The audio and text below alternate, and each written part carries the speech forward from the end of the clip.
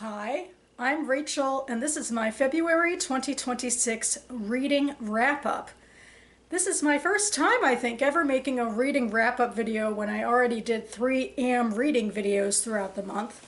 But I figured it'd be a nice way to sort of tie things off, especially for the book really, that I had just started in my last AM reading video.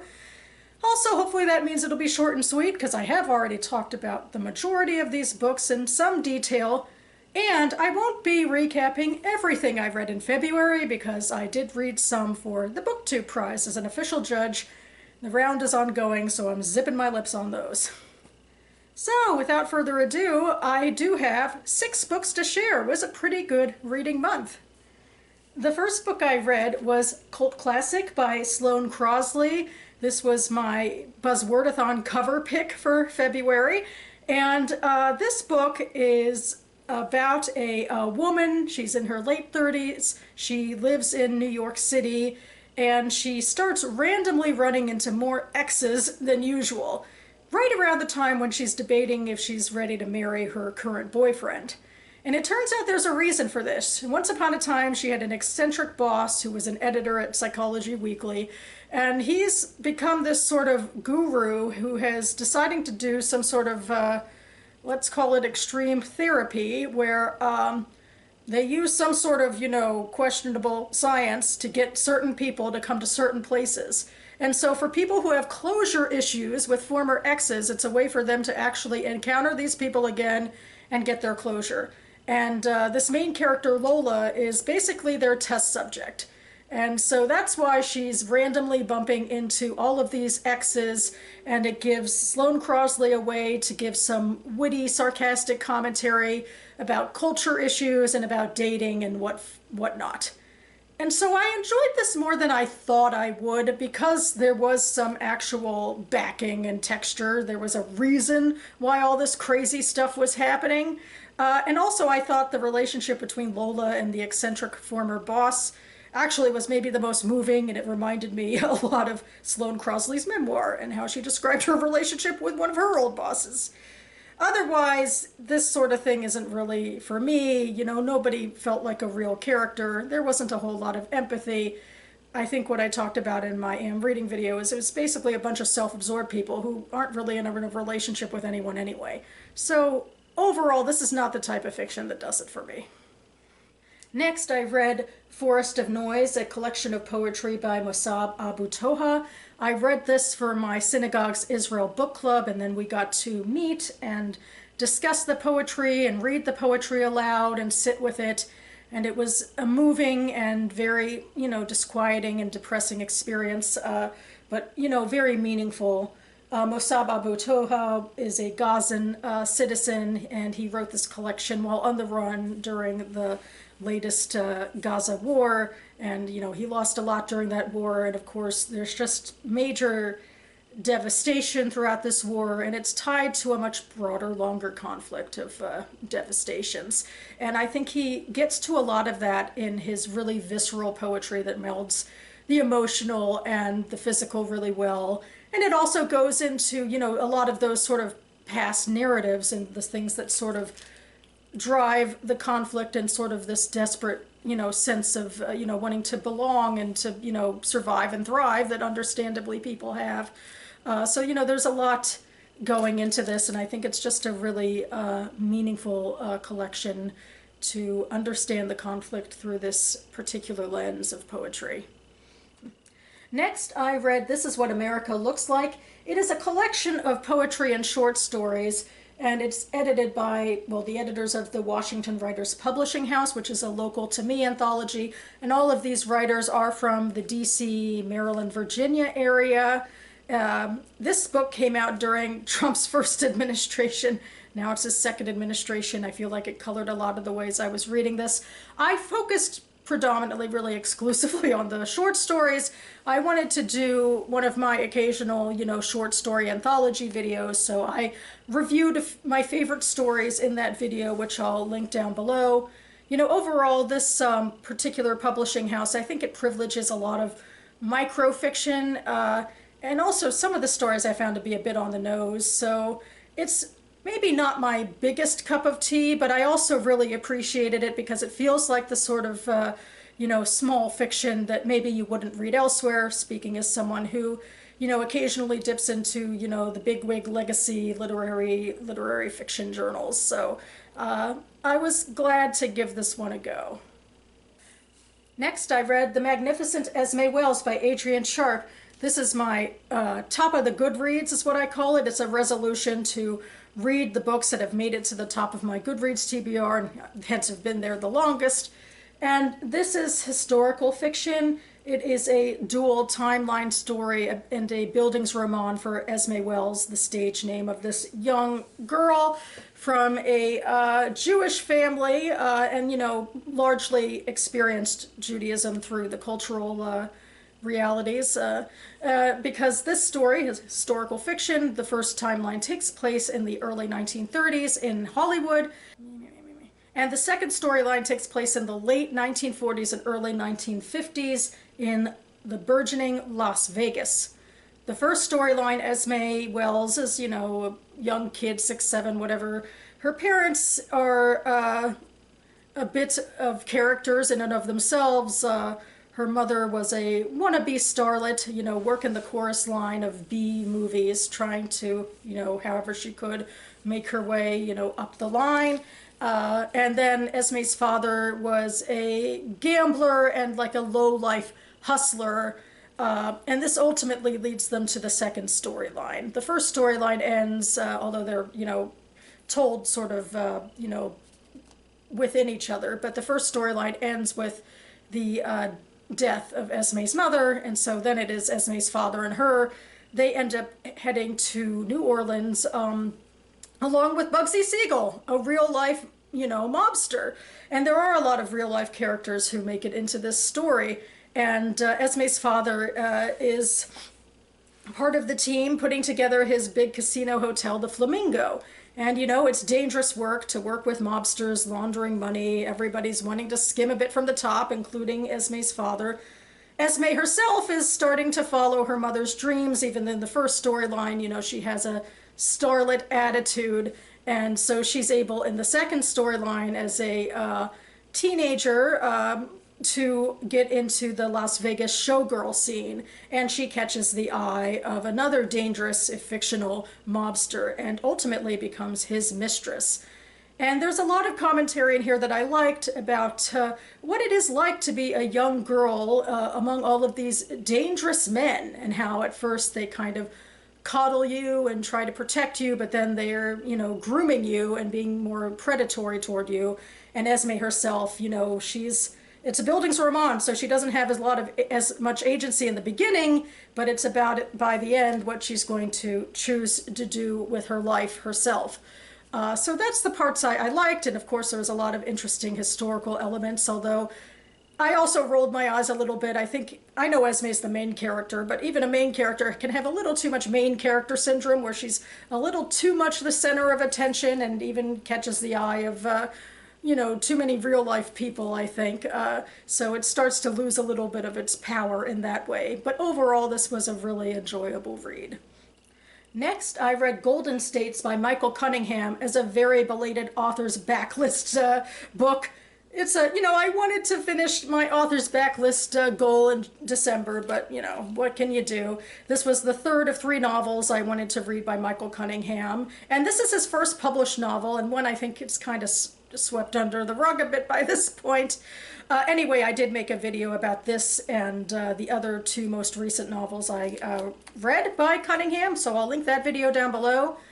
This story is also a Bildungsroman about sex and violence, this time with a young boy growing up in Los Angeles in the 1980s. A lot of the action is about him and his family life. He lives in a very female family, and the men are kind of more distant and violent. It takes place over a week. His older sister, Janet, comes home. She's trying to break off an engagement because she wants more of her own sort of freedom to do what she wants, but her boyfriend is emotionally manipulative. And she ultimately goes back to him, which leads our protagonist, a young boy named David, on this quest, fantastical quest in a way, to try to save her. he tries to get his former best friend involved, but they had a falling out that also had, you know, some emotional and physical, like, violence attached to that. So David goes off on his own, hitchhiking from mostly from Los Angeles to Las Vegas. And in that, he comes across a 30-something-year-old man who gives him a ride. And this stuff is completely in the cover copy, even though it really only happens for a brief part of the book, where this 30-something-year-old man takes David to be a slightly older teenage prostitute. And so David has the beginnings of a sexual encounter with this man. That it doesn't actually go that far. I think it's supposed to be a little bit of an awakening, because already David was kind of coded in this story to be, you know, gay. So this is sort of a waking up experience for him. And actually, shortly after this, he's found by the police and brought back home, flown back home.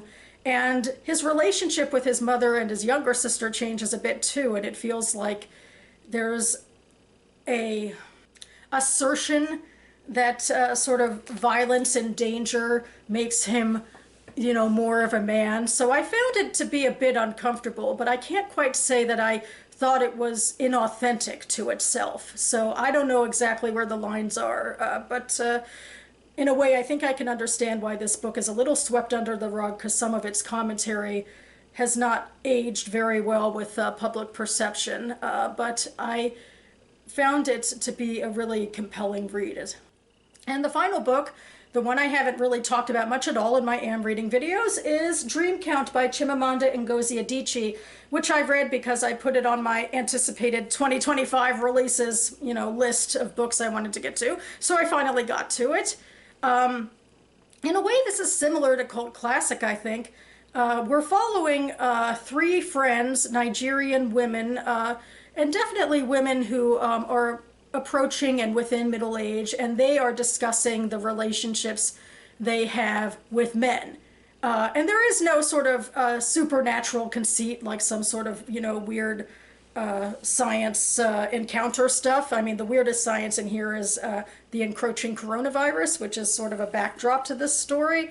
But otherwise, this is just literary rumination by these three women about what they want and how the men in their lives interact with it.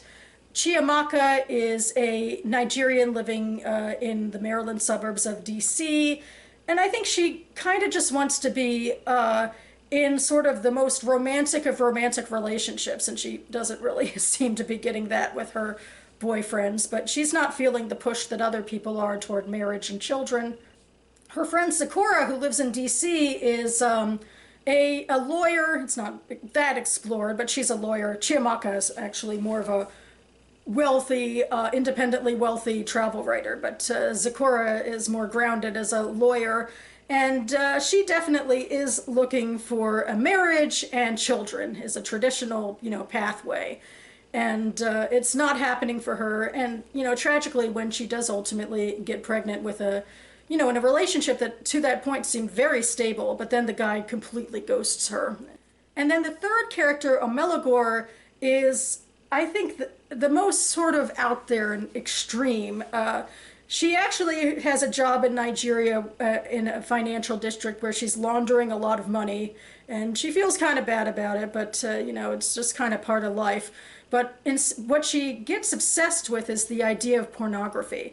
Her love life is really fleeting. She just doesn't have time to maintain these relationships with men. She's much more independent in a way, independently minded than the other two. But then, you know, one sexual encounter leads her to ruminating on porn and the impact that it has, particularly on young men. And so she comes to America as a grad student in cultural studies to study porn. And her section, it might be seen as the most preachy of the three. All of them are really relatively meandering. Well, there's coronavirus, and there's one other component I'll get to a little later that provides some structure to the story. But in Omelagor's section, she's the one who comes across, you know, the moral righteousness of the far left, which is something that Chimamanda Ngozi Adichie has bristled against as well in real life. So I feel like it's this section that probably has the most readers, you know, not so happy with the book. Although I should, like, I do remember listening to Eric Carl Anderson's review of the book, although I'm not sure if I remember specifically what he said about this. I do think he said something about how maybe this would have worked better in an essay form. And I kind of agree with that because the characters weren't developed enough. So I'll say personally that I also bristle against the, you know, purity tests of, you know, some of our extremist elements in politics and identity politics. So what Amelagor was saying, I personally had a lot of affinity for, but I do feel like it was largely detached. I mean, because the characters she was reacting to in the story were basically NPCs. They were nobodies. I mean, she came across them in her studies, but it's not like, you know, that was the core of her relationship or her journey as a character, was with these other characters. So that's what made it a little ungrounded and why it could come off as too preachy and, you know, maybe work better in another medium. So that's what's going on with her. The fourth character is Chiamaka's maid, a Ghanaian woman. Kadiatu, or Kadi, hoping I'm saying things slightly correctly. And Kadi is based off of a real-life Ghanaian immigrant in a story that happened, I think, around coronavirus that very much captured Chimamanda Ngozi Adichie's attention, especially if you go by her author note, where she's talking about that real-life story much more than she's talking about her inspiration for the majority of this book, which is middle-aged Nigerian women talking about their love lives. But what happened with Kadi was that she had a very sort of a traditional poor upbringing in Ghana. She grew up in an impoverished village and kind of worked her way up into Ghanaian cities and ultimately falls in with a man who takes her to the United States and encourages her to fudge her, you know, story a little bit so that, you know, she could claim refugee status. And she comes to the United States and works jobs, including, you know, as a housekeeper for Chiamaka. She also works as a maid in a DC hotel. And while she's at this hotel, this VIP guest assaults her, sexually assaults her. And the hope is that, you know, she'll actually get some justice, unlike if she was in Ghana, where actually she was raped in Ghana as well and nothing happened because of it. And the hope is that in America, this thing wouldn't stand. And for a little while, it seems hopeful because her boss and her colleagues take her seriously and the hospital takes her seriously. But soon, ultimately, sort of in Kadi's section and then in the backdrops of some of the other sections, you know, you realize that the defense is going to rip her to shreds, particularly over this you know, entry into America, and paint her as a liar and like extrapolate that to this sexual assault and claim that it was consensual, which is just, you know, going by the reality of the story is just ridiculous. She didn't know this man. She didn't have any encounter with him over like 10 minutes. And so anyway, it's about how America ultimately fails, you know, this victim as well. And it's a real life story that Adichie fictionalized because it, you know, moved and frustrated her, and she wanted to give voice to this character. And I think it's really moving, and I almost wonder, you know, maybe she should have written a shorter novel more about this rather than stick it into this existing novel about the middle-aged Nigerian women talking about, you know, their love lives and so forth. So there's a lot going on in here. I still really love her writing. I just think she, you know, the way that she writes characters I really relate to. Maybe it's the way that, you know, Sloane Crosley in Cult Classic, you know, she was witty and acerbic in a way that appeals to certain readers. And Adichie's lyricism and sort of, you know, interior characters, nuanced interior characters really speak to me, so that even when I kind of take a step back and I'm like, what's really going on here? I still really, really like the ride, and I'm always glad to read some Chimamanda Ngozi Adichie. So that about covers it for me now. Hopefully I didn't ramble on too long, although I have a feeling that I kind of did, but Either way, it feels invigorating to actually, put a check mark on February reading and now move forward. And speaking of which, expect me back on this channel in the near future for my first AM reading video of March. So chop chop, I gotta get to my new reading to discuss. It's like a conveyor belt, and to a certain degree, am I reading too quickly? Am I letting things sink in? I think I am, because I am finding, the time to make long videos to discuss all these books. So obviously I'm getting something out of them, and I hope you got something out of this video as well. So thanks so much for watching, everybody. I'll see you next time.